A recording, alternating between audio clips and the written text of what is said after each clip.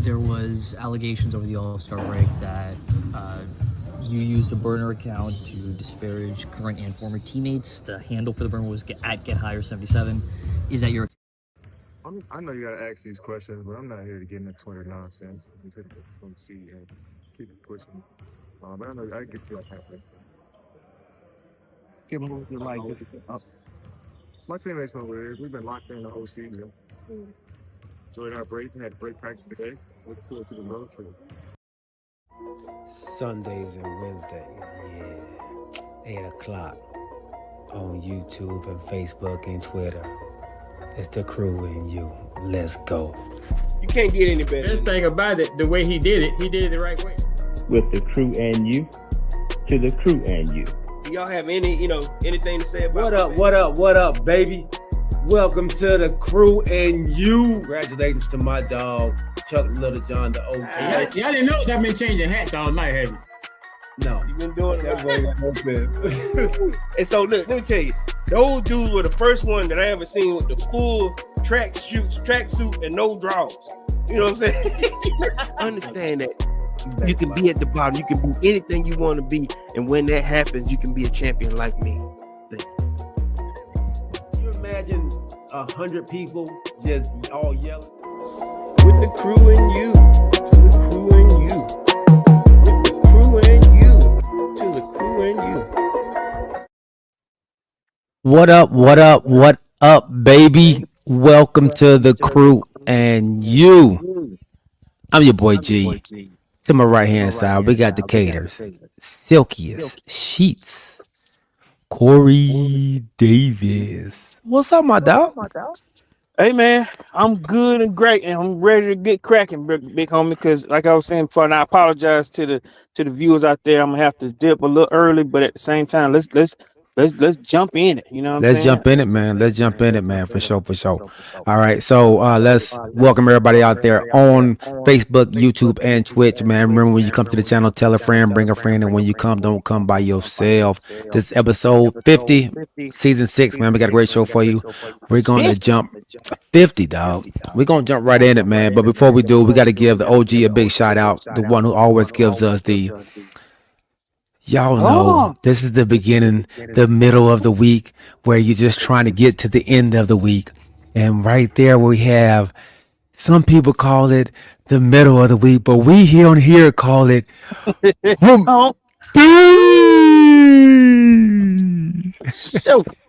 Definitely don't do it like my guy. I know, right? But yeah, so appreciate you everybody out there. My guy Phil Harris, thanks for being first in the barbershop chair. All right, man. Before we do it, let's give you know what, we'll do that in the second segment, man. Wonderful sponsor, Cooking Dad Drink Reviews. A big shout out. What up, Kamarier? Welcome on, big homie. Anybody else that's out there, man, this is an interactive show. Please put your name in the chat. Let us say what's up to you. We want to hear what you got to say. We want to see what you got to say as well, man. So, all right. So you saw how we started off the show, man, talking about Kevin Durant. And once again, I don't know if y'all remember before, he got caught with a burner account on Twitter. And once again, it has come out that he's under investigation for having a burner account again. And this time in his burner account, he's kind of criticizing his own teammates, the team that he's playing with now, and some former teammates that he played with before, and the organization that he plays with now. He didn't deny it on his thing, but he did. He just said, like, man, I'm not talking about it. So I want you know, I'm Twitter's just a mess. I'm not messing with, you know, Twitter's just they play all these games anyway. You know, it's not real. But he lives on Twitter. So anyway, do you think, first, Corey, are these accusations, do you think they're true? Yeah. And then if they are, what effect? No. Yes. Yes, they are true. All right. So these true statements, these true accusations. So what effect do you think this is going to have on the Houston Rockets, man, who are currently in, I believe, the 3rd seed in the West? Look, The interviewer said, look, he wasn't even holding back. Listen, it's been tagged back to you, some 77, which is normally your tag, your call tag. And he looked at him like, hey, look, we're not asking you if you did it. You did it, and you've done it before. Trying to go on burner phones and talk to fans, dog people out. They want him at this point now to come out and say it. Stand on business. You doing it. You're throwing people under the bus. You don't like stuff. You're steady getting into it with fans. Even if it was a little inkling that you didn't do it, you have no credibility because you've done this before. Mm-hmm. I say this here and then I get off of it. It's disappointing that this is not the first time. It won't be the last. It's not the first time he's going somewhere. He's not been felt like he's not appreciated, or when he doesn't like a situation, he's ready to go. Then he throws somebody on the bus. This is Kevin Durant. This is who we've learned him to be. Yeah. And it destroys his legacy in the end. Well, you answered my question already. I was just about to ask you about that. What does this do to his legacy? Yeah, it's already getting a little tainted already because he keeps jumping team from team to team to team, and great players don't normally jump from team to team to team. And what Giannis says, I don't jump teams jump to me, or players jump to me. And so Kevin Durant is falling into that already on that side of it. But now another burner account situation has really messed him up as well, man. Let me ask you this, G. Why do you think he falls to that, or he defaults to a burner account to get it off his chest, or why is it that he's triggered so easily? That's a great question, and I can't speak for Kevin Durant, but for me, from what I see, he cares too much about what people think, and so yes, like he plays like it doesn't bother me, and I'm just doing it for fun. But he goes to his Twitter account too often to see what people are saying, and he responds immediately. Like, he doesn't waste any time. So you're waiting for some kind of acknowledgement or some kind of criticism to come your way, because he says he enjoys the back and forth banter with the fans, but if you enjoyed it so much, why do you have to make a burner account then? You know what's crazy, bro? We may have something to trigger him with, because if maybe we can get him to answer to us. Maybe he can answer to the crew. Let's figure out a way to see if we can get the answers that we're looking for. You're always triggered. You're always unhappy. You're always leaving teammates out to dry. In terms of with comments, shall I say, or you're rolling people on the bus. Hey, tell us why. Kevin Durant, you have an open invitation to come on the crew and you, either on Wednesday or Sunday. Matter of fact, we will schedule a day, whatever day you are free, to come on our show. We just a small time podcast, man. So I mean, if you want to come on with big ideas and big thoughts, man. So we want to know. Why do you get triggered so easy, or are you really triggered? Are you trolling? Are you really being the real troll? And I'm gonna be honest with you. I like to see him go back and forth with people on Twitter. I mean, he doesn't hold back. He as soon as they say something, he comes right back at them. So I do enjoy it as a fan, that he doesn't hold back. But I don't appreciate. I don't like you talking about your teammates. That's crossed the lines for me. It's fake. Yeah. Ooh, you can't say it to his face. Hey, it's fake though, right? Because you got to get a fake burner, which they done already called you out on. It's it's your third burner incident. I don't know why you keep thinking that technology can't come back to you. And then the crazy part is you get a burner account and say personal things, like they can't figure out who you are. You know what I'm saying? That's like me talking about, he always coming on the show, he always got his headphones on, or he always got all his cowboy stuff in the back. They know it's me. I'm talking about Galen. Right. Yeah. I can't stand when OG hump day. You know, when that dude hump day this thing every you got to do it every Wednesday. They know, like you said, Right. they know Yeah. that So man. he Yeah, he go ahead. he I'm sorry. called he called his teammate a liability. The center Al Sagun said he's a liability on the team on defense and causing them to do too much and he has to work too hard. And I think this came out somewhere else too. Like he has to work too hard for the team to win. Just all kind of things that are coming out that he's been saying. So I guess the Kevin question for Durant, me. Oh, go ahead. I'm sorry. yeah, no, Kevin Durant, we will tag you in this and hopefully you'll see it, bro. And we hope we can get some answers, man. You know, we just want answers. We fans. We want answers. This is my question, G. Who did Okay. he think if he were okay? Let's say if he did get a burner, right? And I'm saying he did. Okay. Who did he think he was hiding? I mean, who was he portraying? You know, or or if this was another person, they don't feel like they can find out. Look, this Kevin Durant. You know, The same way they found out last time. Like, Yeah. yeah. There's nothing you can't hide like burner accounts like no more. Like it's just it's It ain't. impossible with all the hackers that they have out there, dog. Like they have people that this is their job. Yeah. You know, to find out who's fake, find out who's a bot, you know, trace phones like that. It's their job to do that.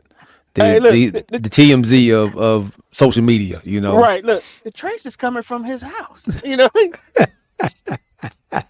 Oh my God. Yeah, Anyway. yeah. So let me last question and I'll get off of it. What does this do for you in terms of, like I said, I'm talking, I said it was destroying legacy. Does this do the same for you, G, or what does this do for you currently in terms of Kevin Durant? it does, man. It tarnishes his legacy. It destroys his character. Like you said, you can't say it to say it to their face. Yeah. You make up an account to talk about somebody. I'm never that person that likes someone who is talking trash about somebody behind their back. You know, so I've never been a guy that's okay with that or cool with that or thought that was really, okay. So it's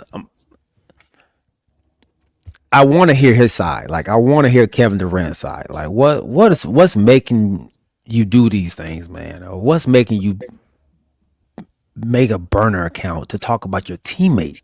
The guys you say you're my brother in the locker room. We're going to war. I want to go to war with you every day, like on the court. You know what's making you turn on them for likes or for clickbait? Is it for clickbait or just to get it off his chest? He's holding it in that much that he. Yeah, this ain't for, like, he got his own page. He got his own fan page. If he wanted to get, if it was for clickbait, he would have put it on there. You hiding it. Listen, I can't look. If I can't stand that cowboy stuff he wears all the time. Yeah. I'm talking behind your back, or like you just said, he is a liability.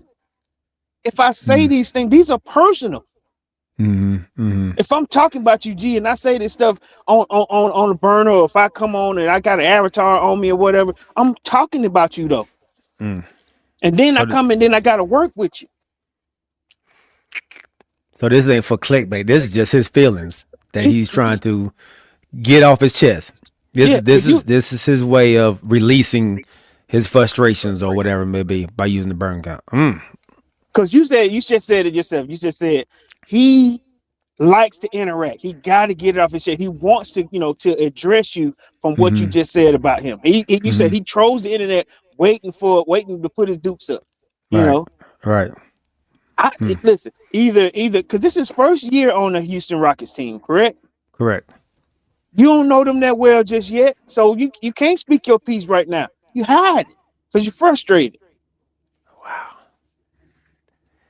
Wow. Are frustrated. They're the number. I said that was number 3. They're the number 4 seed. They're tied up with Denver in the loss column, but 2 games behind them on the win column. So they're 33-20, and Denver is 35-20. Now, did I hear you also say he said something about the organization? Yes. And I will have I don't have the exact things that he said about the organization, but they were in it too. Some of the criticism that they have. So yeah, yeah. Anyway, So the effect of all this, the chemistry that he said they have, that they know him and he's good with they've been good all year. Right, and we locked in. Do you believe that, and how do you think that locker room is going to respond to that? Because they haven't played since this came out. Okay, so let's do that real quick then. If I'm like you, if I'm on that team, and let's say you criticize me, I have a team of my own. Hey, can you check to see if did that check to see if that burner phone is really gay? Right. I want to know. You know what I'm saying? Right. Or look. Hey, if my manager has any way to get in contact with TMZ, just TMZ ain't lying. You know what I mean? Harvey ain't lying. That for one thing, what Harvey says is the reason why he doesn't lie because he pays for this information. Mm-hmm. He pays for good intel. OG jumped on, man. He says, hello. Just wanted to jump on and say hello. Much love to everyone. Okay. Much love, bro. Much love. Hump day. Hump day. Yeah. Kamarie says, man, I need a burner account to talk about my teammates also. These folks trash. Look, you saying it now. You saying it now. You don't need it. You just burned. Look, the crew you are is your burner account. All right.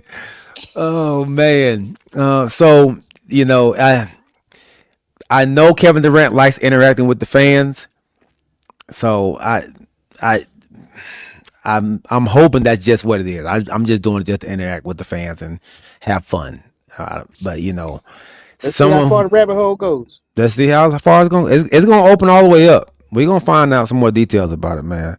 But another guy, man, very important guy in the NBA at one point, man, has some very choice words about the NBA and the NBA tanking and what the fans think about the NBA tanking.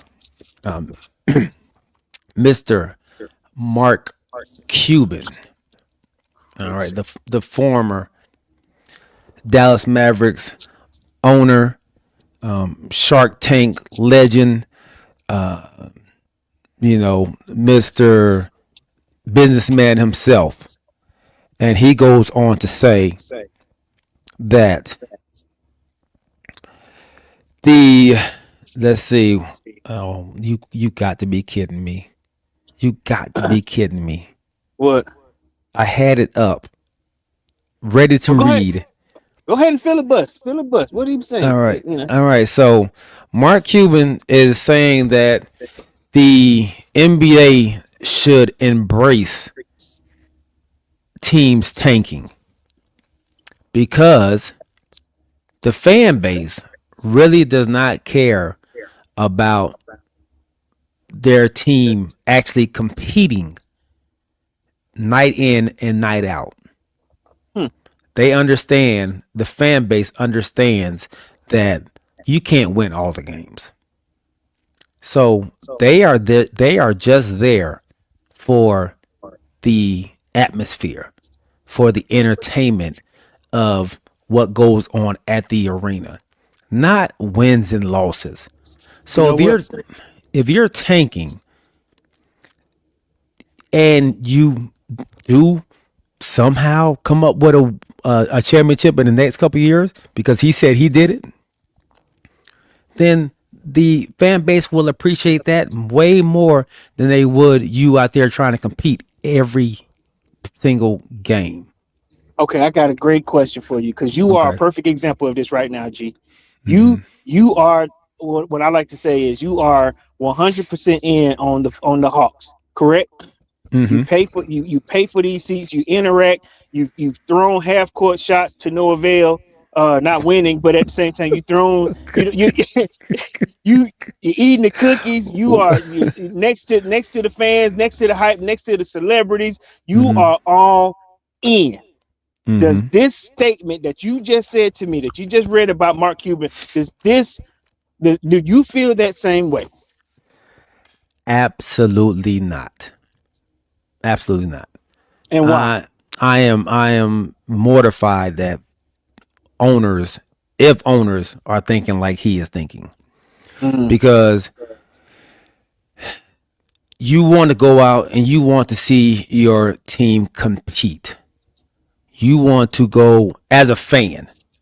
mm, You want to see your team putting up effort. You want to see your best players out there playing ball, giving everything they have, trying to bring a championship to the city that you're cheering for or to this team that you're cheering for.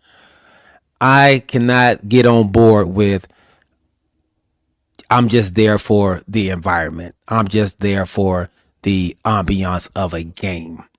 so that's not And enough. that's not enough. That I am Okay. not okay with that. But I do understand too. I'm a different kind of fan. So No. But you all in. No. I'm all You in. invest in it. Yeah. Yeah.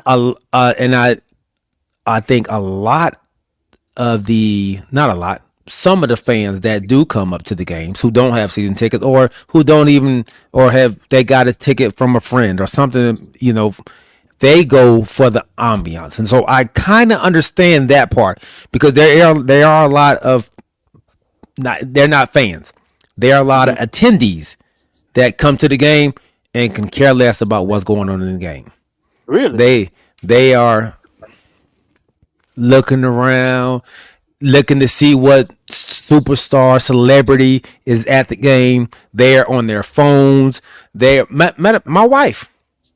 My wife, Oh, she's don't you not do that? invested at Don't you all. don't you do that? Don't you do that? My You, my wife will sit on her phone at the game until it gets exciting. If we're getting blown out, she's like, "Can we leave now?" oh Lord. So yeah, so she's probably one of the ones that he could be referring to, but my wife, she doesn't even want to go anymore. Like Really? yeah, so it's one of those things, man. Is So that because they were losing or what? she Why? it's is the joy of watching the game Mm. courtside doesn't do it for her anymore. Like that's I'm done with it. Like it's Oh, probably I've after you been missed there, that done half it. court shot. Okay. Wow, Yeah. yeah, wow. Ladies and gentlemen, my man brought it back up the other day. My man been putting a lot of good content out lately, and he brought it back. He brought it back. Look, let me tell you something. I actually thought that this was the second time. I was like, oh my god, he got another chance. And then when I saw, I was like, oh, that's the one he did a few years ago. and then and then when you miss it good too, I was like, ooh, it's good in this. Good.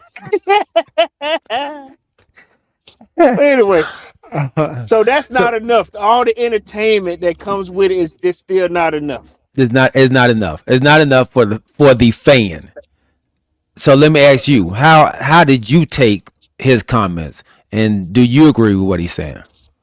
I didn't know how to take it because I I, I guess if I saw it from a Falcons standpoint where they're losing just to get the number one pick, or I guess I would have to say that because you didn't tell me what was the purpose of tanking to get the number one pick.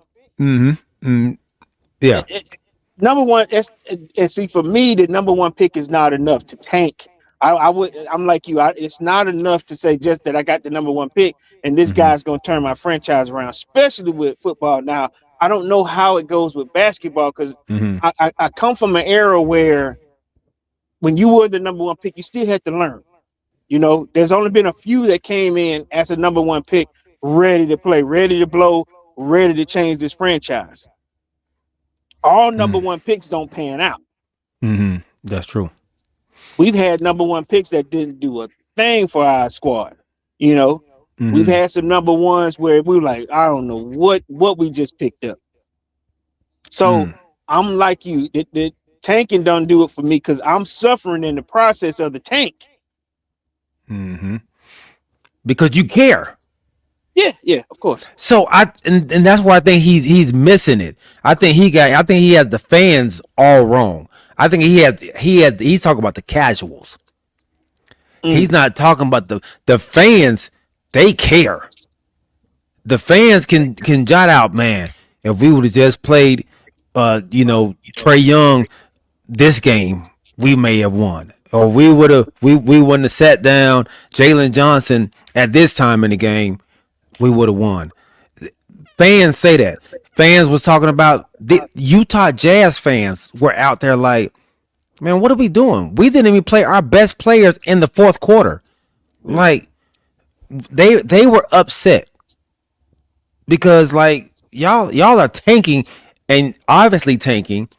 But I didn't come to the game to see y'all tank. I came to the game to see my best player play, and y'all beat whoever's out there. Like that's why we go to the game. We don't go to the game just for the ambiance. Like I don't think fans do that. So I found the entire statement that he made. And so it says the NBA has been guided. So I think that's a misprint. Misguided, thinking that the fans want to see their teams compete every night with the chance to win. It's never been that way. When I got in the NBA, they thought they were in the basketball business. They aren't. They are in the business of creating experiences for fans. Few can remember the score from the last game they saw or went to. They can't remember the dunks or shots. What they remember is who they were with. Their family, friends, a date. That's what makes the experience special. Fans know their team can't win every game. They know only one team can win a ring. What fan that care about their team's record want is hope. Hope they will get better and have a chance to compete for the playoffs and then maybe a ring. The one way to get closer to that is via the draft and trades and cap room. You have a better chance improving via all three when you tank. We didn't tank often, only a few times over 23 years, but when we did, our fans appreciated it. And it got us to where we could improve and trade up to get Luka. So that right there says you didn't tank enough. So if you was tanking, you had to trade up to get Luka. So you wasn't in the you wasn't tanking. You made moves to do that. Yeah. So, but that goes against what he was just saying. All right. Then he goes on to say, the NBA should worry more about fan experience than tanking. It should worry about pricing fans out of the games than tanking. You know who cares? Oh, go ahead. I'm sorry. You know who cares the least about tanking? A parent who can't afford to bring their 3 kids to a game and buy their kids a jersey of their favorite player. Tanking isn't the issue. Affordability and quality of game presentation are. And see, but now it's like you're turning it into wrestling.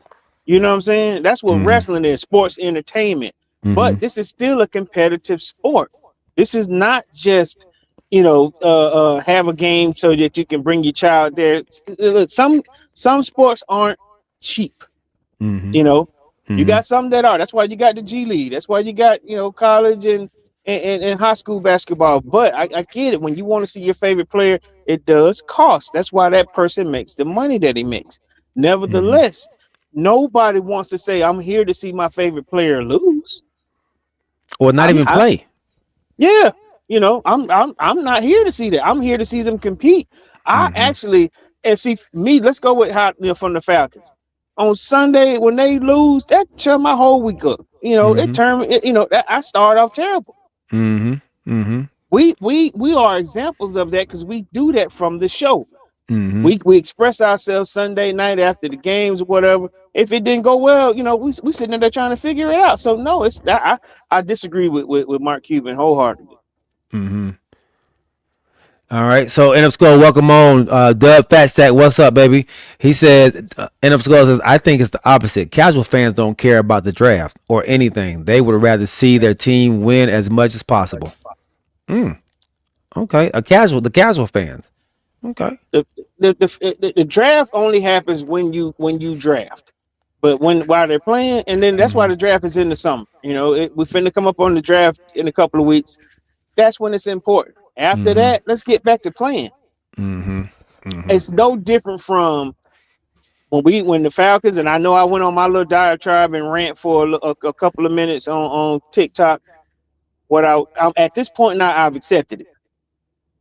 It is what it is. Once you draft that person, you got who you got. You want to see some dubs. That's all you want to see. Like, Yeah. If you're going to watch your team play, whether you're a casual or a fanatic, you're not going there for anything else but to see them win. Right. Like, yeah, you're going to remember who you went with because it's a fun time at the game, period. But it let your team lose, that fun is down the drain. What? Like you had a good time with your boy, but that game messed up your whole day. Okay, so let me ask you. You just said you use your wife as an example. Was her attitude different when like I said, though she's like you said, the casual fan at this point? When you guys win or when they lose, how is her attitude when y'all were leaving? If it was a dub, was she slightly there? Tell me how her attitude is when a win versus a loss. I'll say a win versus a loss for Crystal is probably the same, depending on how exciting the game was. Because she's not a basketball head, like she don't really care about sports like that. So, but if the game is exciting, like she'll walk out with a whole different attitude. Like this was a good game, babe. I can't believe, and she'll remember everything that happened in the game. Like, but if the game is a blowout, either way, she can care less. She's watching the popcorn leave the bucket and watching, she watching her phone, checking the time, trying to see. Let's see how far we got before we can get out of here. How long we got before we can get out of here and get a beat traffic. So that's her. And of course, I would love to hear your take on it, man. You are a fan. How do you feel going to the games? And you've been to a couple games yourself, man, football and basketball.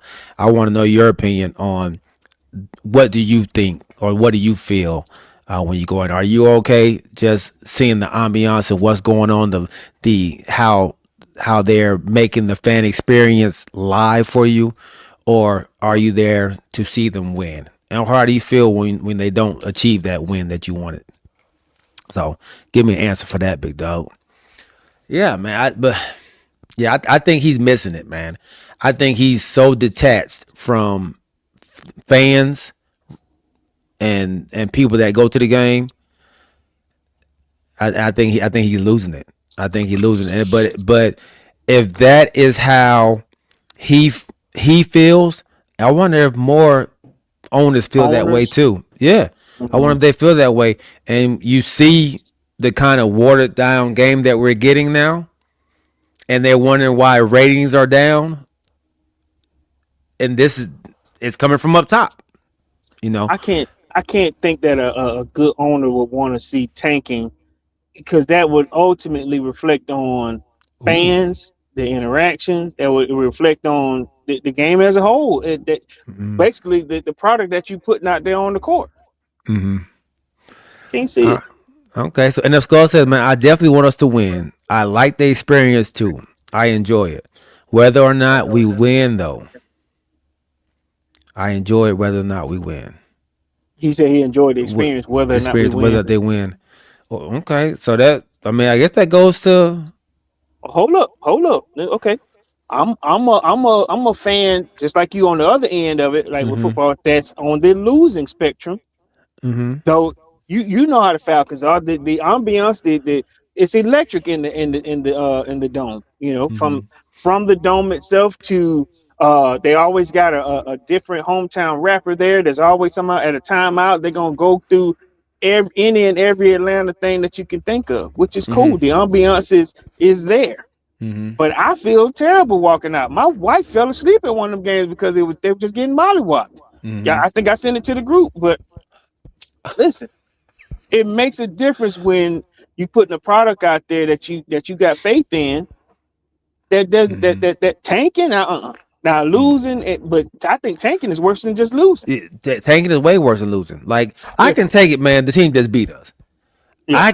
I cannot take it if you weren't putting my best players out there and they were healthy. Mm. And so that's what they're basing it. That's basically what's happening. The best players on your team isn't playing because they're trying to tank. That's garbage. Yeah, that's garbage, man. As a fan of whatever team that is, I couldn't appreciate that. Yeah, that's garbage. You telling me the experience is great? Look, we're throwing you t-shirts. Look at the dancing they doing out there. We doing the kiss cam. Yeah. Like no. Nah, no t-shirt is enough for me.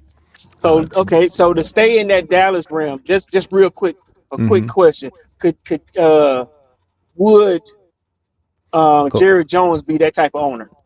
Avatar. Let me see. Yeah. He No, would. let me say this. Yes and no. He's not. He is definitely going to try to give you the experience, Right. but he is not going to.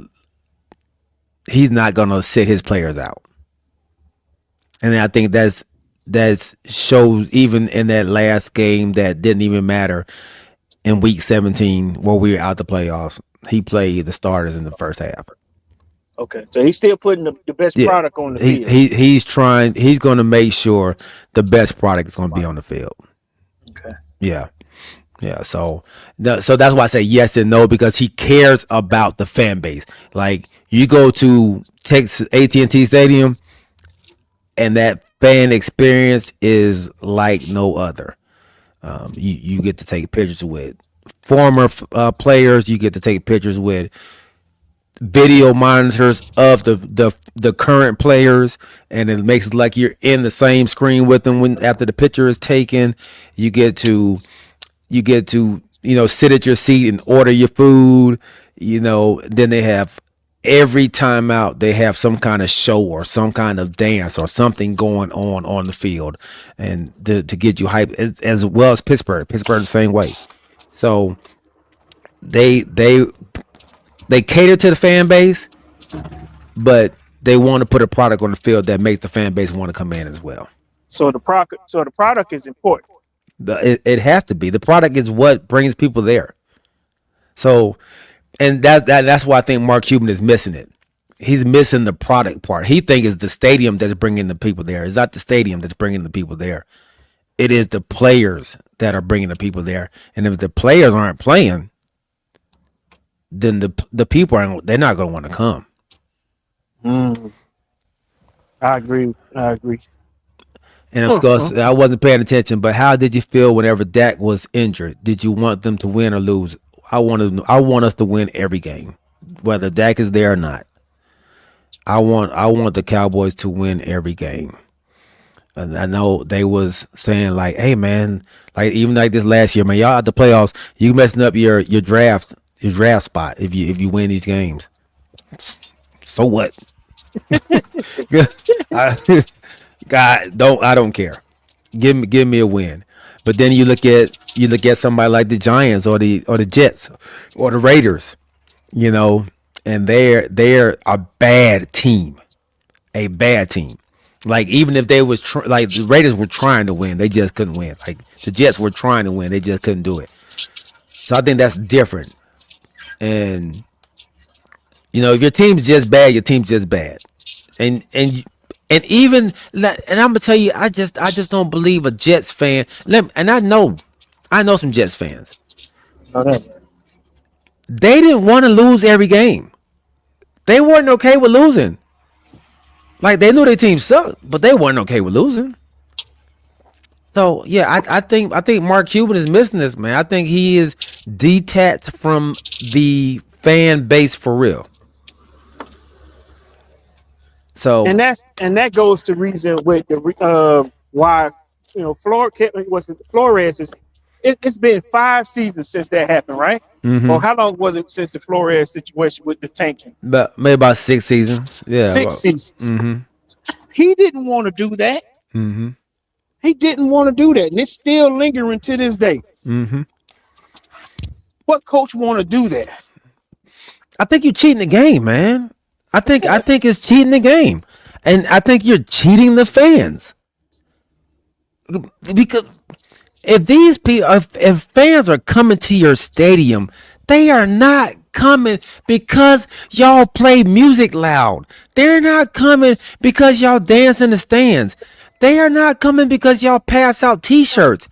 They are coming because they want to see their team win against the other opponent. That's it. That's it. It all feels good, when they come out with that dub. And you get all the extra stuff, the T-shirts and all that's fun. You care less about a T-shirt when your team has just got drugged to the ground.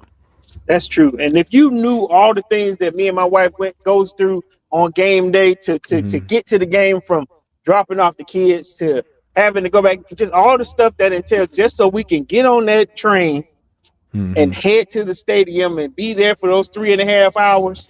No, I don't. I'm not going there to see a loss, or like you said, I'm going there and I don't see the best players playing because you want to get a L so that we can move up the draft board. No. Yeah. Yeah. And we pay too much money for that. Like, and I do hear what he's saying, like, affordability for people who are trying to bring their children to the game. And I think they do. I know in basketball, they have, kids night where they bring the tickets down. They have events like that to bring ticket prices down for you to bring your child to a game. Now, of course, they're not going to be the Lakers or the Celtics or the Spurs or the no major teams. You might get it might be the Wizards, it might be the Hornets, something like that. The Brooklyn Nets, you might get those games in there, but yeah, they get an opportunity to go to the game, and for the fans that are in the city of Atlanta, you don't care what team they're playing, because you want to see the Atlanta Hawks win. Like, who cares if you're a fan of the Hawks? Like, you don't want to just go because LeBron is coming. Those are the casuals. They want to see from both teams. Right. They want to see a certain player for somebody else. They want to see a star for somebody else's team. Those are the casuals. I think the fans, the Hawks fans, they want to go to the games, whether it be Toronto, the Wizards, the Hornets, the Brooklyn Nets. They can care less. And that's a part of it. And I get that, because I think I remember you sending us a group text. And you were like, "Oh my God, it's so much blue and red here." Whenever we played the Buffalo Bills, and then you were like, "Oh yeah, Allen fans are in the building." You know what? that comes along with it. Like you just said, that's a part of that casual fan that's gonna say, "Man, I'm gonna get a glimpse of Dak Prescott. I'm gonna get a glimpse of CD Lamb." Or I may get a chance to see Jerry up in the box up here. Yeah, well, I get it. They come along with. That's a part of Cowboy, the Cowboy lore that you get, or celebrity ticket that you get. That's a part of what you pay for. And when Cowboys go on the road, they don't go on the road for the ambiance. They're not going to these road games to get a T-shirt from the other team. Like, they are going to see their teams win. Period. Oh, I didn't even think about it from that standpoint. For the traveler, yeah, you travel to see a lot of games too. Yeah, we're not going for the stadium's experience. No, man, we going for a win. That's it. That's what you go. That's what you follow your team for. Yeah. And the opportunity, and it is hope. Like I think two things can be right. But yeah, I just don't agree with the fan not caring, dog. Not caring about winning. I just But don't agree with that. I don't I'm agree with with you. that. So we've come to the consensus that we don't agree with Mark Cuban's take on this. Mm-hmm. Mm-hmm. I got you. I'm with you. Yeah. Okay. And it seems like the group chat is as well, man. They don't agree with them as well. I haven't seen what my guy Al Lassiter said or Kamarie though. They haven't responded yet. So y'all tell me what y'all think about it, man. All right. And we will jump into our next segment. But first, man, let's give our wonderful sponsor, none other than Cooking Dad Drink Reviews, a big shout out, man. Cooking Dad. Everybody drink responsible. You won't want to take the opinion of a stranger. That type of advice is just not for you, because you're at that time of the day where you don't want to waste your money, and your plan is to throw back a shot or two. You're not necessarily an alcohol person, and picking out a brand is fairly new. If you want something to go with your burger, possibly a steak, then check out Cooking Dad's Drink Reviews. Remember, drink responsibly and click that subscribe too, and go with the one the crew and you trust. Cooking Dad's Drink Reviews. Thank you, Cooking Dad Drink Reviews, for being a wonderful sponsor of our first, second, and third segment. What's up, Mo? Come here. Welcome on. My guy Kamarie says he's out of touch and speaking from a billionaire's perspective. I 100% agree with you right there. Yeah, Cooking Dad Drink Reviews. Welcome on, big homie. Good to see you out here. Come here. You've been to a couple games, professional games. Tell me what you think about what Mark Cuban said before we jump off this subject. So he says the but the basketball games, the fans don't really care about winning. They are just there for the ambiance. They are there for the fan experience only. They can care less if their team is tanking, and that the NBA should embrace teams tanking. And so I know you've gone to several games out there. Tell me your experience and how would you feel if the team that you were going out there to see weren't playing their best players and tanking on purpose? Does it matter to you?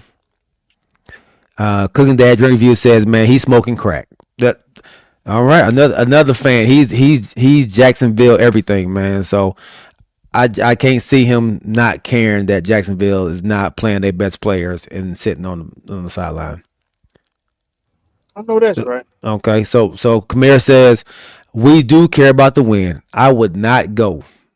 That he is so detached, man. So detached from what the fans really think. This is just like you said, a billionaire's mindset, man. Wow. Good stuff. All right. Well, let's go ahead and transition on to the NFL, man. We talked some football, going to football games as well. The Miami Dolphins stand in this, talking about Duval in Florida. This is down in Dade County, though, man. The Tyreek Hill and Bradley Chubb released by the Dolphins. We don't have Little John on, but are they doing the new head coach for the Miami Dolphins, man, a disservice, or are they setting him up nicely? No trade for the guy. No, like I said, no tags. No, just release him outright. Release. Outright release. Wow. So who is the? I guess, are they still bringing back Tua? Or who are your franchise guys there at this point? Achane. Okay, Waddle, running back. Oh, okay. Running back. Waddle. Okay. I think Jalen Waddle said he may want out too. after all these trades happened. Do you think any more are gonna get released? Yeah, I think you can. Minka Fitzpatrick, he may be next to get released.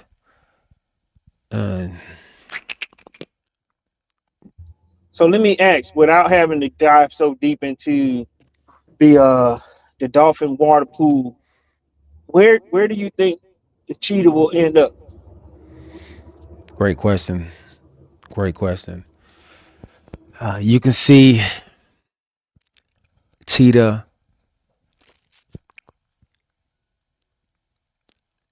Everybody says like the reunion of going back to Kansas City, right? It seems like a great match, a great fit. But I think with Pat Mahomes probably not being healthy for the first part of the season, he may not want to go back there. Look, Well, is he gonna be ready for the first beginning of the season? Is he gonna be ready? Pat Mahomes. No, I mean Tyreek. They Is might come back at the same time. is Tyreek out for? I thought Tyreek got hurt early on. I know he's not cleared yet. I know they released him. He's not cleared. I don't know. I know they still got a whole lot of time left before. Like I said, Super Bowl was just here. 2-3 weeks ago. So I know he still got a lot of time, but I hadn't heard anything about him being ready for the opening. Preseason. You know what I mean? Is he ready to go? Then I would assume so, but I'm not sure. I'm not 100% sure.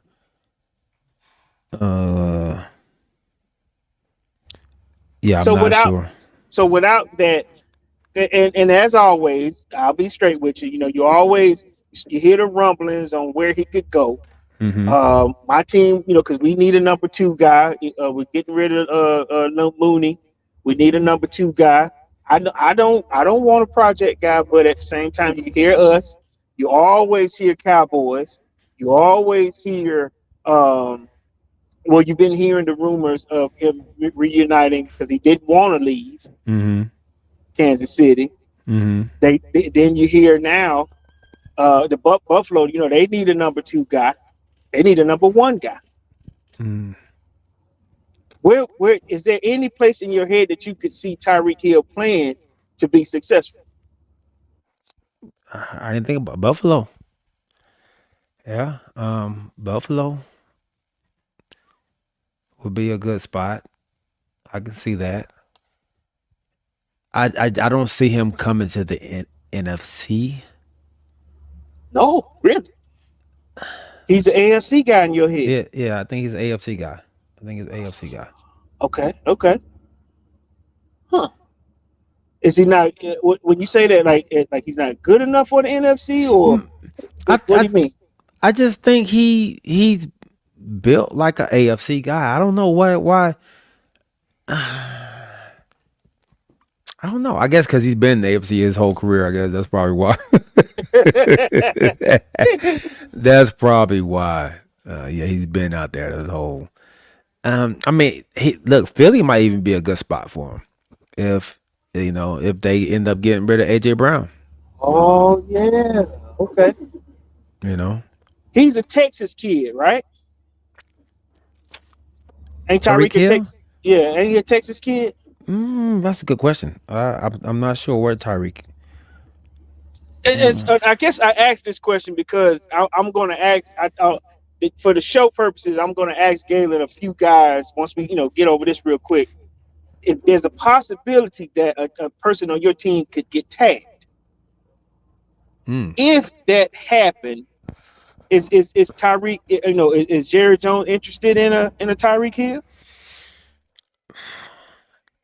I mean, if for some reason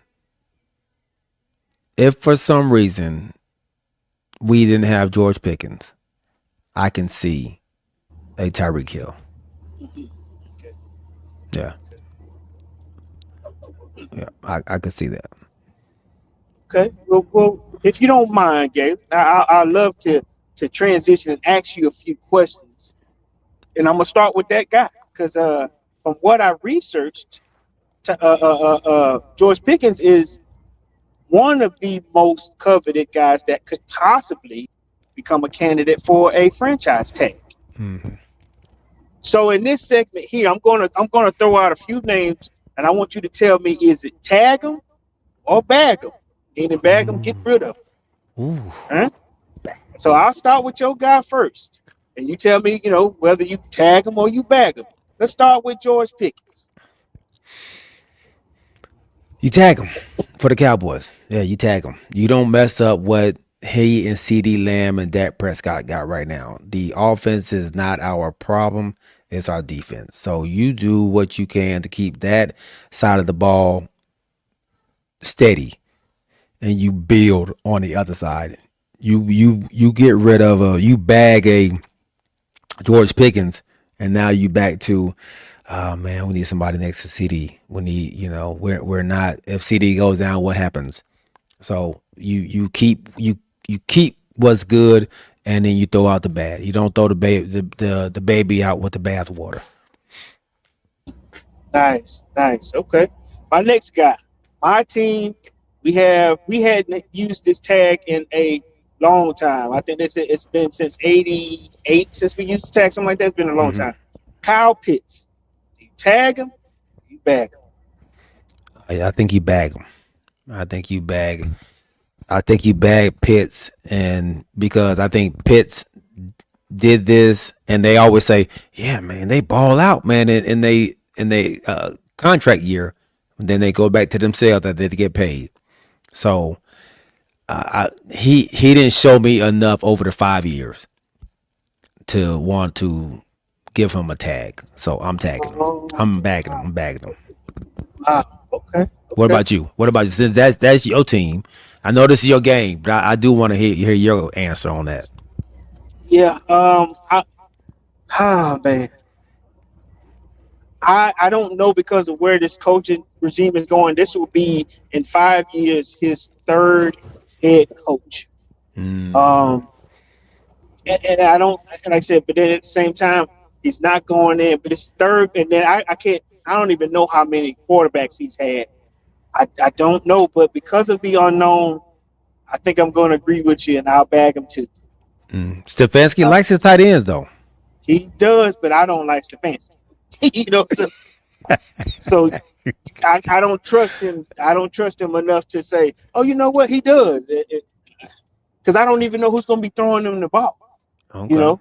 Okay. So I because of the unknown, I'm bagging him. You bagging him. End of Skull says, I hope they tag Pitts. I like him. He was great to end the year. I want him back for sure. And Kamaria says Henry is pulling for AJ to the Ravens. Oh, okay. Okay. All right, my next person, Breece Hall, running back. Breece Hall. Sir. Tag him. Back him. Breece Hall. Yeah. Poor Jets. I think you bag him though, man. Breece.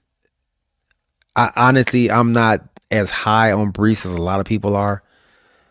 I don't.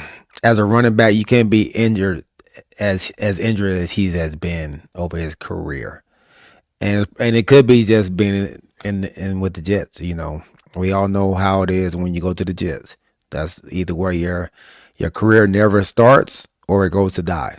And so he unfortunately started there and never really started like they thought it would. So with that being said, man, I think I'm bagging him because he just hasn't shown me enough.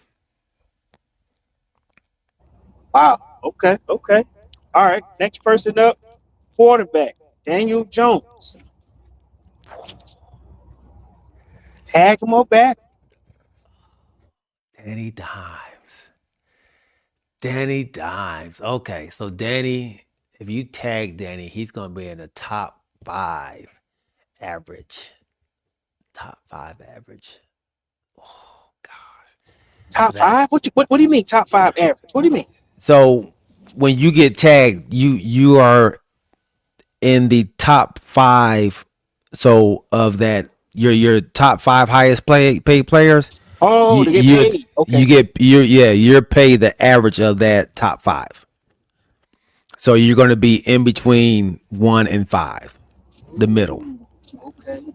So that's Gonna what. make some bread. Yeah, so you're gonna make some bread. So like Dak is at 50, and then you got the next guy is at like 48, 47, 1 to 5.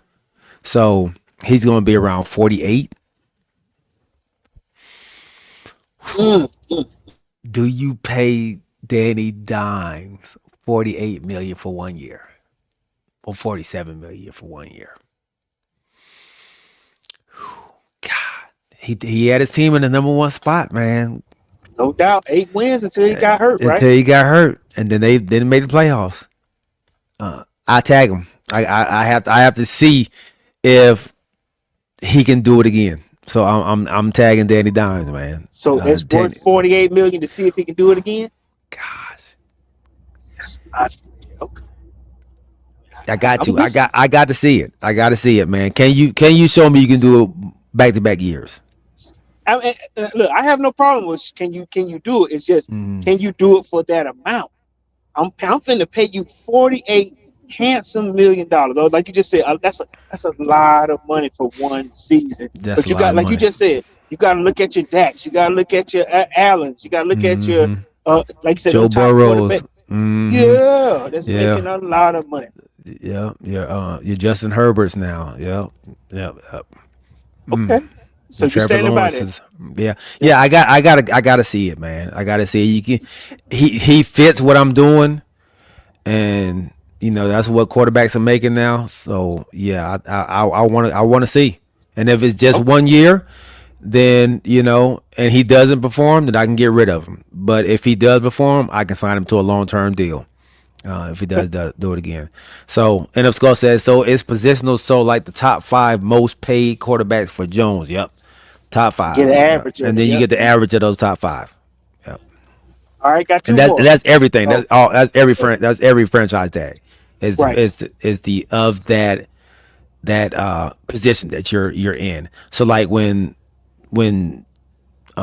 Micah Parsons, they was going to franchise him, he was like, y'all don't I'm a DN. Do not try to put me down as no linebacker. Like, don't try to put me down as a line. I didn't play linebacker, so they was actually going back and forth. Like, I only played I only played linebacker this amount of times. Like, I need to be I am a DN, so all right. So go ahead. And honestly, that's going to be a problem that we have with Pitts because he lines up in the wideout position. Mm-hmm. I think they said over, I think you got to be, if it's over 35% of the time, something like that. If like he's a tight end, but he doesn't block, we don't put him in the blocking position. We have him in the lineup like a wideout. Right. So and that's what he was going to say in the same thing. You're going to tag me like a wideout because I am on the line over 37% of the time, like a tight end. So that's going to be another thing that play a part. Yep. Yes. That's a good point. That's an excellent point. Facts. All right. Next person. I got 2 more left. Cincinnati, Trey Henderson. Hendrickson. Yeah, Hendrickson. Is it Henderson or Hendrickson? Hendrickson. Trey Hendrickson. Yes. Gosh.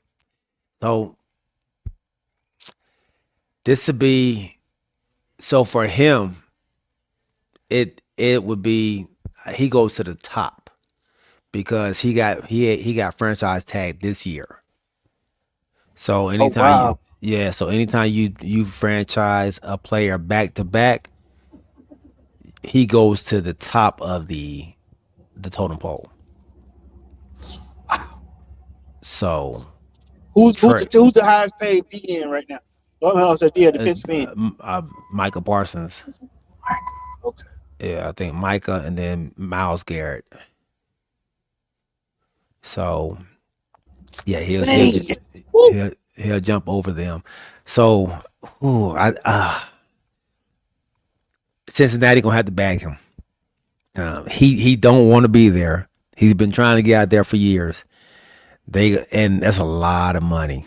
They are paying a lot of money to that kid already, and then they got to free up. They got to free up some because that defense is struggling, man.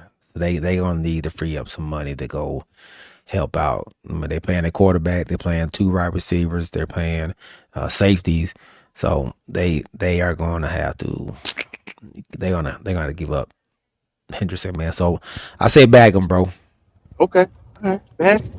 All right. Last one. Your Super Bowl MVP, Mr. Kenneth Walker II. Tag him or back him.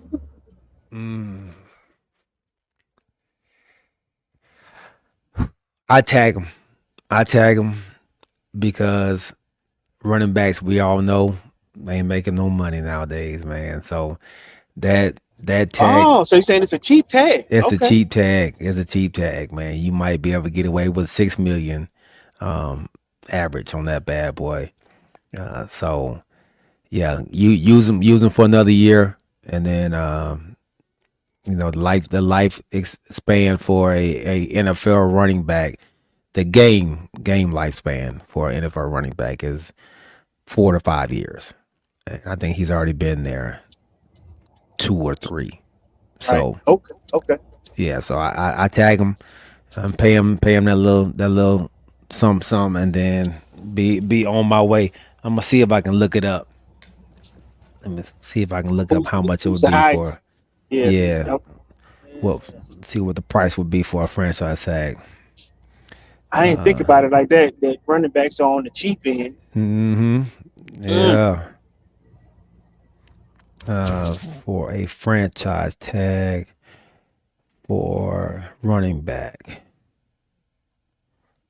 Let's see. I'm spelling everything wrong. Oh,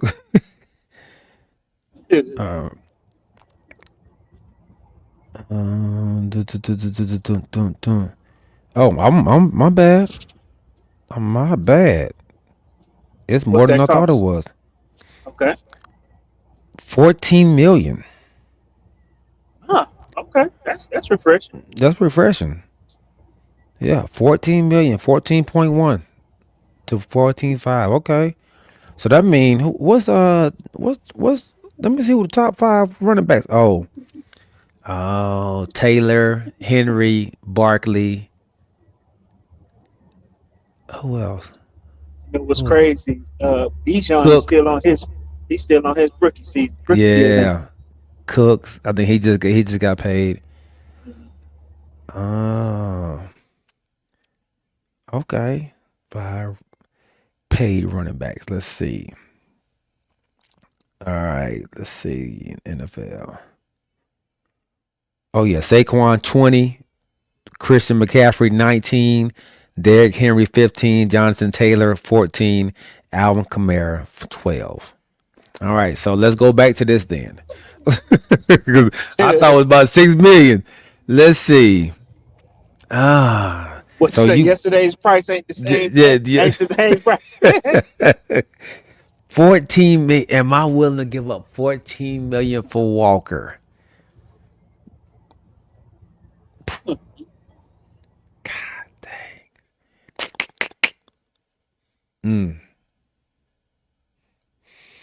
I might have to bag him, dog. Whoa. Okay. So bringing everybody back. I think he's the only one. I mean, you bring him back, and you can do a repeat.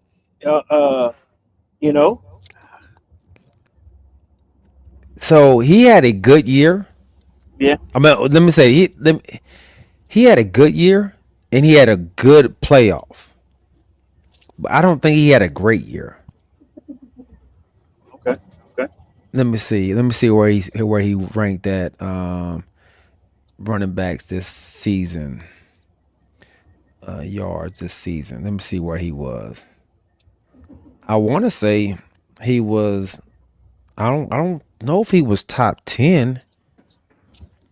Let's see. He was not top 10. He was 16. Brees Hall was ahead of him. Rico Dowdle was ahead of him. Tony Pollard was ahead of him. DeAndre Swift, Travis Etienne. We all said Saquon Barkley had a bad off year. He was ahead of him. Okay, so you saying it's worth bagging him? Yeah, I might have to bag him, bro. Then you could probably find somebody out to do the same job Yeah, out in the yeah, free agency man. market. Okay. Yeah. All right. Like, how well did you think Ashton Jenney did this year? Oh, the rookie Yeah, the rookie. for the Raiders. Mm-hmm. You know what? I had him in fantasy, and he didn't really do well for me fantasy wise. Right. But I don't know. I mean, did he not do? Did he do worse It- or? he did about the same. He only had 50 yards more. Well, yeah, 52 yards more than what Ashton Jenney had. Hold on, G. I'm gonna have to put you on radio silent. I'm at this special spot. Okay. Give me 5 minutes while you do the Okay. thing. Yeah, good. So Ashton Jenney was only 52 yards behind Kenneth Walker. I think Kenneth Walker made himself some money because of the playoff run that he had and how he played in the Super Bowl. But I think overall, I didn't think he had an outstanding year. He only had 975 yards total in 17 games. Yeah, also that's right. You're right. Right in the skull. And the skull says, also you got to think about Chardonnay being there too. And there took his job. Yeah, some games. He also better in the pass game. Right. And what's his name? He's not a great catcher out the backfield. So yeah, it'd be hard for me to give him 14 million. So yeah, that'd be tough. That'd be tough. They have a ton of cap space. I think they'll do it. And I think he was like sixth most space in the league right now. Okay. Which team is that? NFL Skull. Who has the sixth most cap space in the league?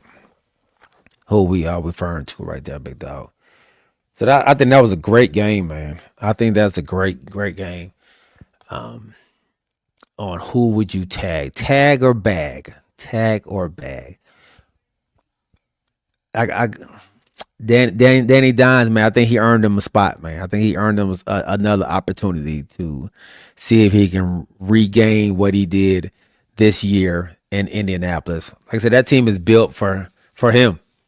I think with their running game that they have and the receivers that they have, they were bad ball catchers, and I think he just fits them well, man. So I would like to see Danny Dimes back there, man. I think Danny Dimes found his home, kind of like what Sam Darnold did. Darnold found his home in Seattle. I think he did the same thing Danny Dimes did. So I love it. I love it. I love it. All right. So where do y'all think Bradley Chubb will end up, man? He's another name that the Miami Dolphins have let go of, and he's not getting a lot of pub. I know he's a little older, a little longer than Tooth, but he still got some. I think he still got a couple years, maybe 2 years left in the tank. Where do you think Chubb would go? I mean, his buddy left last year in Jalen Phillips. So I wouldn't mind seeing him come to Dallas, though. I would love to see a Bradley Chubb come over there, along with bringing back our guy, Jadeveon Clowney, over there. So, and that's if we don't get a Max Crosby. If we don't go after a Max Crosby, then yeah, I would definitely like a Bradley Chubb to come over there and kind of fill in, along with bringing back Jadeveon Clowney. So that is my take on that. Also, coming up soon, we will be having the NFL Combine. Should be coming up at the beginning of March. So be on the lookout for that. So NFL does a great job of keeping you engaged in the NFL. After the Super Bowl, You get a couple weeks off. Well, some of us get a couple weeks off, but a lot of people don't know. Like they had senior night, senior bowl. They had where the senior tryouts, senior workouts. So they got to see all that, the red and blue and white scrimmage and all that stuff. So you get to see a lot of those things going on. So you have all this visits that are starting to happen now. So all these scouts and stuff are heading to these different schools to start scouting the people for the draft, because the draft is now 2 months away. So people are preparing for that, man. So be on the lookout, man, for Indianapolis and the combine coming out, man. So beware. I did have a list of dates and things that we as NFL heads like to know about. If I can find it and find it where I wrote it at, I can break it down for you. Most important days of the NFL scheduling. I had it on here somewhere. Ain't no telling where I put it at though. All right, let's see. Who else is out there? Oh, you know what? Let me do this, man. Before we log off, man. Let me give my sponsor, Mr. Cooking Dad Drink Reviews, a big shout out again for our last and final segment, man. Cooking Dad. Everybody drink responsible. You wouldn't want to take the opinion of a stranger. That type of advice is just not for you, because you're at that time of the day where you don't want to waste your money, and your plan is to throw back a shot or two. You're not necessarily an alcohol person, and picking out a brand is fairly new. If you want something to go with your burger, possibly a steak, then check out Cooking Dad's Drink Reviews. Remember, drink responsibly and click that subscribe too, and go with the one the crew and you trust. Cooking Dad's Drink Reviews. Thank you, Cooking Dad Drink Reviews, for being a wonderful sponsor of all of our wonderful segments, man. All right, so I believe I have our dates, man. Off-season priority dates right here. Let's see. We have mark your calendars. Mark your calendars for, and then of course it went away. You know how it does this. You know how it does it, man. All right, let's see. Important days, NFL schedules. All right. Oh no, that's not it. Sorry, y'all. Sorry. All right, I think we got something right here. All right. No, that's not it either. God dog it. I don't have anything, y'all. I had something. Oh, I do have something. On this day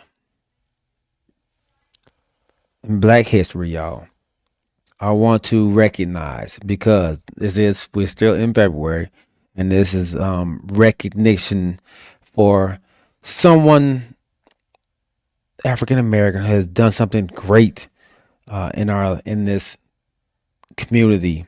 So we recognize this figure, Toni Morrison, the first African American woman to win the Nobel Prize in Literature, and poet activist Audre Lorde, who fought against intersectional oppression.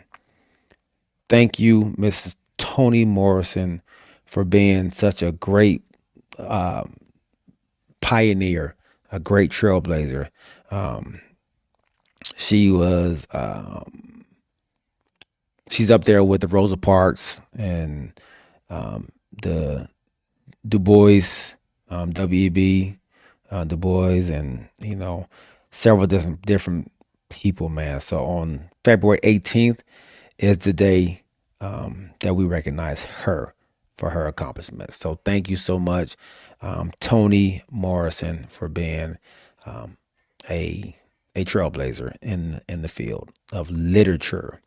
Also, our deepest condolences goes out to the family of the late great Reverend Jesse Jackson.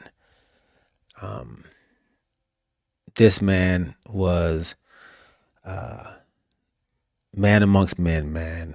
One who fought for civil rights, who stood on business, who marched from Selma to Montgomery to the Million Man March, the march through Atlanta, the Charlotte shootings. This man was in the forefront of every civil case, or every civil injustice that was out there.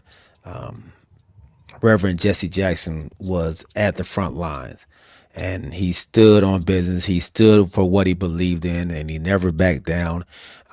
He went against the liberals, the ones who tried to take him out. He walked alongside of Dr. Martin Luther King, and Hosea Williams, and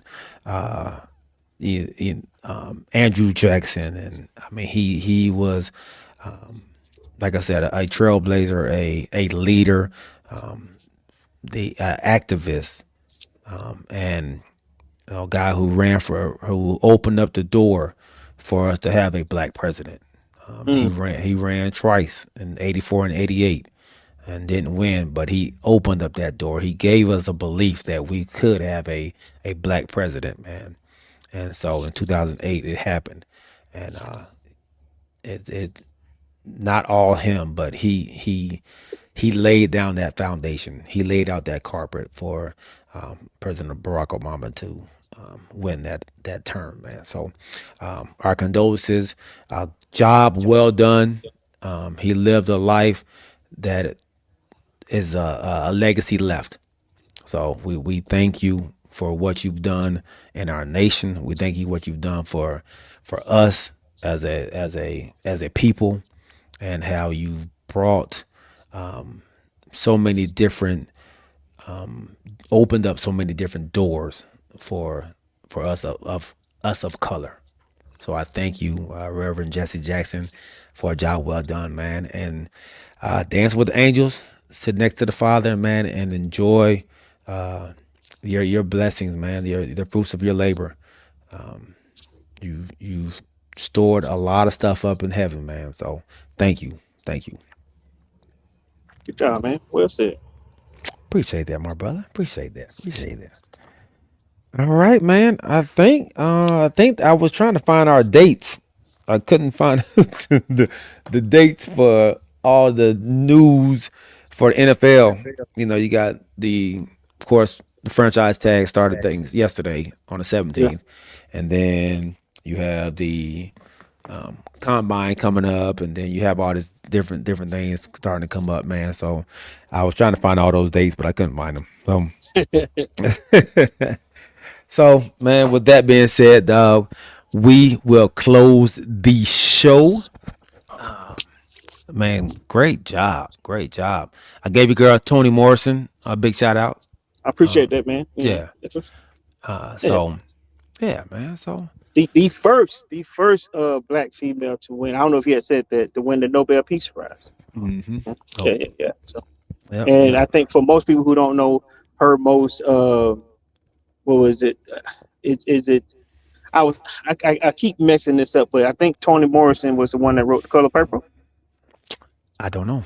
I didn't see that. So you telling me something? I don't know. I think it was either Color Purple or How Stella Got Her Groove Back. One or two. I know they both sound kind of weird, but I think it may be The Color Purple. Color Purple. Okay. Let's go with that one. I know how Stella Got Her Groove Back. I'm like, is that Toni Morrison? That'll be funny, huh? In this Black History Month, how Stella got a groove back. Right. Oh, love that. Good show, buddy. Good show. All right, man. I thank everybody out there, everybody on Facebook, YouTube, and Twitch. Everybody that was in the chat line and kept the chat line going. My nephew NF Skull, my cousin Michael Wolf, my cousin Kamir Wright, my dog Cooking Dad Drink Reviews. Thank you once again, man, for being a wonderful sponsor. Make sure y'all go check them out, subscribe to the channel, and give them a like. Give them all the likes you can, man. My guy Kamarie White, make sure y'all check him and his wife out. Ashley, the Christianist podcast, when they come back on. My guy Al Lassiter, our OG, man. We appreciate you. My guy's still on assignment. He will be back on Sunday, man. So can't wait to have him back. My cousin Phil Harris, and anybody else out there I may have missed, man. Charge to my eyes, not my heart. I want to let you all know, man, we do have our event coming up, Faith and Fatherhood, sponsored by Crystal and Galen and Crystal Wright Foundation. Our event is Saturday, so everybody that is participating, I can't wait to see you all there. Let's come out, let's have some fun, let's celebrate the fathers, let's celebrate with our children, and just have a all-around great time, fellowship, and bowl. And then we have a event for the fathers again, man, in April 25th. We are going to a Braves game, man. So it's a Saturday. You can go to Eventbrite, Faith and Fatherhood, home run for dads, man. We will be selling 20 tickets, man, to the game. So y'all come on out. If you want to bring your child, come to the game with us, man. Have some fun that day.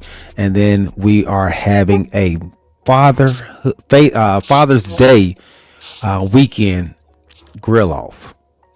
Now this is about to go down. So everybody in the Atlanta area, if you think or you know somebody that says that they are the best griller in Atlanta, bring them out, man. Tell them to come sign up. We're going to have about 4 or 5 grill masters out there, and we're going to have a competition, man. We're going to find out who is the real deal in Atlanta, man. So come on out, man, on June 20th. Go over to Eventbrite. Purchase your tickets, man. We're gonna have games. We're gonna have tic-tac-toe. We're gonna have a water balloon fight. We're gonna have chess. We're gonna have a kickball game. We're gonna have what's the thing called? Sack racing. We're gonna have all the stuff you used to have at when you was in school. We're going to have those events there, man. So come on out, get you some barbecue. We're going to have a competition. We're going to have a taste off and see who has the best barbecue out there, man. I got 2 people registered in already, man. It's going to be fun, man. It's going to be fun. So Faith and Fatherhood, Galen and Crystal Wright Foundation, man, is putting it down on June 20th. You do not want to miss this, man. Music, fun, family, and celebrating the fathers out there, man. Let's go, baby. You ever heard of KC's masterpiece? KD's masterpiece. KD's masterpiece. Let's go. Yeah, so it's about to go down, baby. It's about to go down. So we love y'all, man. We already booked. We got the spot booked up, man. So it's going down, man. So let's go, man. We love y'all. Remember to keep your head on swivel and keep God first. We'll see y'all on Sunday at 8 o'clock. We are out. Peace. That man said, that man want to cook off against you, boy. Taking all comers. That thing smoking just right. Ooh. And y'all can find me over at faithandfatherhood.org. And you can email me at faithandfatherhood25@gmail.com. And that's Faith in Fatherhood. IN. All right. Love y'all. Peace.